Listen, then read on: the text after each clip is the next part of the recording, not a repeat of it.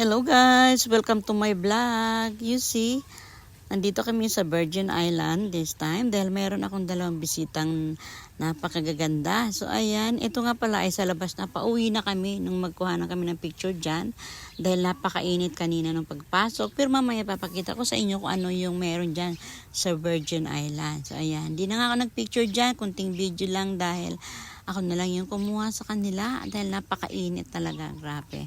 So ngayon ay pupunta kami sa aming last na destination sa Lagoon. At pauwi na kami at nandyan yung aming bangka na nag-aantay sa amin.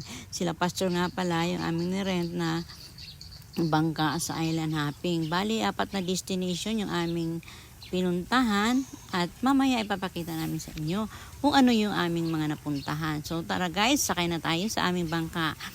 Ang Virgin Island nga pala ay makikita sa North Cebu, Bantayan Island. Na isa daw ito sa magandang tourist spot.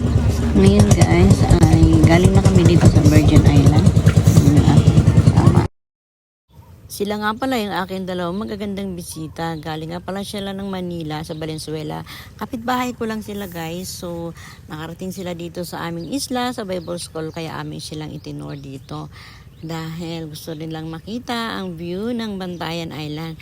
Dahil alam nyo na, ang Bantayan Island na tourist spot ay isa din sa well-known ng Cebu na gustong dayuhan ng iba. Kaya kung gusto nyo itry dito guys, ay welcome kayong lahat. Tara, at nandito na nga kami malapit sa Lagoon. At tignan natin kung ano ba ang meron dito.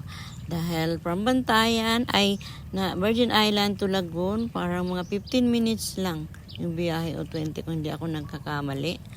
So ayun. At ito pababa na nga ulit kami guys. Tara! Ang entrance nga pala doon sa Virgin Island guys ay 350 each. Tapos, doon na kayo kakain sa loob kung gusto nyo. Pwede rin naman mag-take out kayo. Mas less daw kasi yung price kapag sa labas kayo kakain.